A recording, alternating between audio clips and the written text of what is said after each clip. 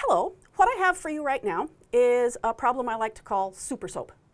And it is based on a hospital administrator that is approached by a company that is selling a disinfecting soap for the operating room. Now, they're approached by the rep who's selling this stuff and says, hey, look, my stuff is at least as good as what you're using now, but it's cheaper.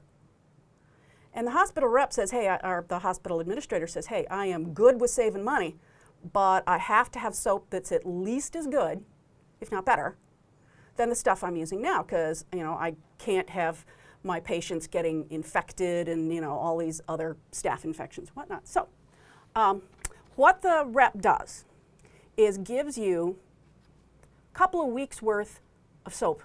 Let's call it super soap. Gives them the super soap and says, go ahead and test it, see how it's doing.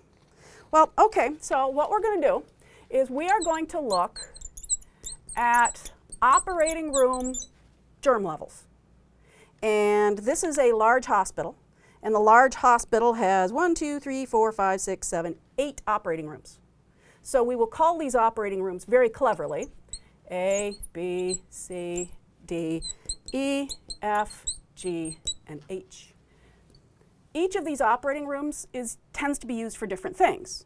Like, for instance, operating room E is the emergency room operating room. It's the one closest to the emergency. It's where the bad stuff happens. And the others are, well, used for other things. So what we're doing is we're doing germ count. And I am going to look at the old soap germ counts versus the new soap, or super soap. Now, operating room A, they clean it with the old soap. They do a swipe and do a germ count. And they found 6.6 germs in the swipe. Then the next day in the next use, they clean it with the super soap. In the super soap, they then do a swipe in the same place and do a germ count, and they find 6.8. So it looks like the new soap is actually not as good as the old soap. You've got more germs with the new soap than with the old soap. Okay. Well, what we care about is the difference. Now, I am going to warn you, you need to be really, really careful when you're doing this kind of problem, because you need to look at the difference, but you need to be really consistent about what you subtract from what. So I'm going to write out my difference is going to be old minus new. So old minus new is a negative 0.2. Okay, I'm going to fill in the rest of these numbers, and here they come. 6.5, 2.4, 9.0, 7.4, 10.7, 8.5, 11.2, 8.1, 6.3, 3.4, 8.1, 6.1, and 11.6, 2.0. Now, these are the original germ counts. Notice the emergency room tends to be rather germy, but that's the nature of the beast. And that's why we're going to use this technique. This technique is called paired data. I am still going to be comparing two groups, the germs with the old soap and the germs with the new soap. So I'm comparing two different groups, but I'm going to pair them by operating room, because the operating rooms have different purposes, and the emergency room is always going to be germier than, say, the operating room B, which is dermatology, which is not an emergency and tends to be relatively low in germs, because it's not like they're cutting, burning clothing off or anything terrible. So if you're going to do paired, what you have to do is you have to be really, really careful to keep your observations, in this case your operating rooms, together. So that's why I have operating room A, negative 0.2. For operating room B, I have got a difference of 4.1. For operating room C, 1.6,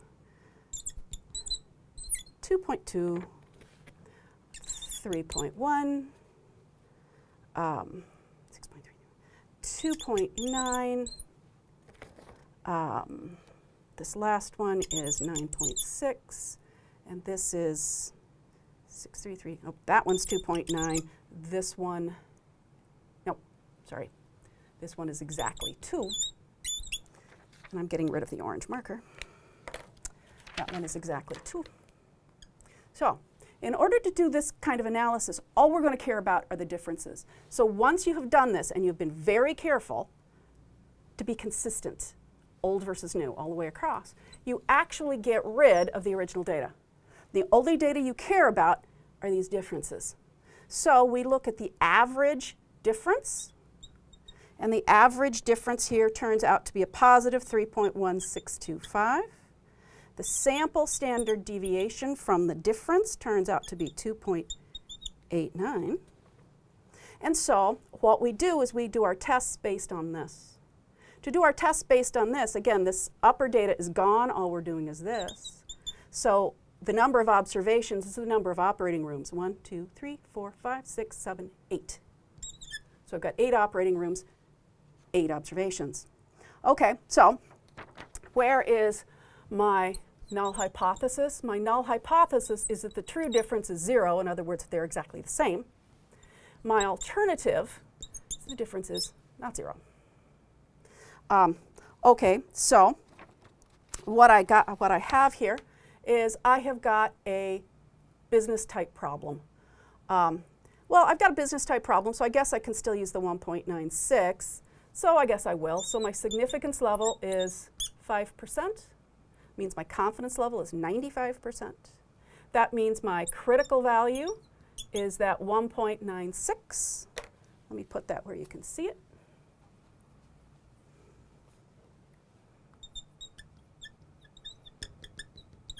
There, that's a little better. My critical value is 1.96. And so what I do is I create, again, my test statistic. My test statistic is going to be the sample of 3.1625 sample difference minus the null of 0 over the sample standard deviation of 2.89 divided by the square root of n.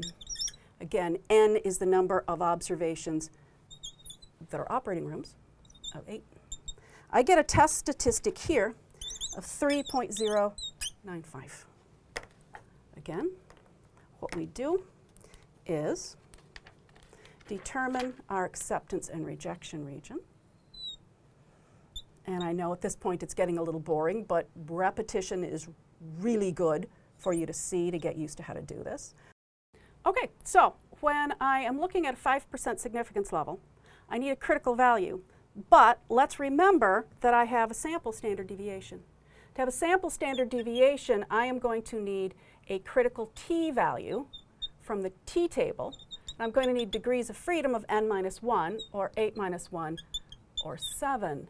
So if you look up in the table, under the t table, students t, for degrees of freedom of 7, for a two-sided interval at 5% confidence, or 5% significance, 95% confidence, I get a critical value of exactly 3.0. Now that is a rather far cry from the critical value on a z table when we have a known standard deviation.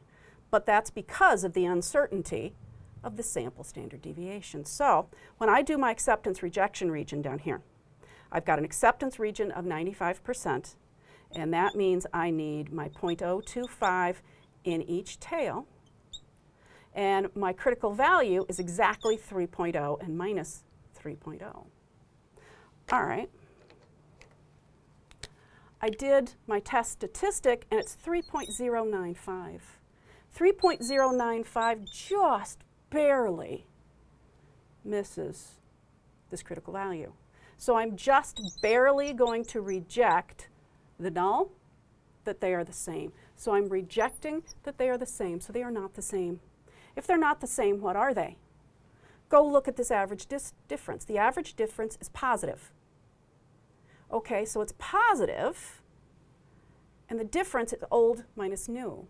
So old is bigger than new. So this rejection of null hypothesis, even though it's close, it's still a rejection. means that this difference is a positive number because of this x bar, and that means old is bigger than new. Old is greater than new. Okay, so is the soap better or the soap worse? Go back to this data and think about it just for a minute. This is the amount of bacteria in an operating room.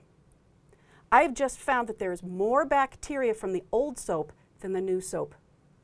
So the new soap really is better than the old soap. So new is better and cheaper, so it really is super soap. So as the hospital administrator, I suggest you call up that rep and get them to start delivering the soap. You can save money and it's better soap. So that is my example on super soap. Thank you.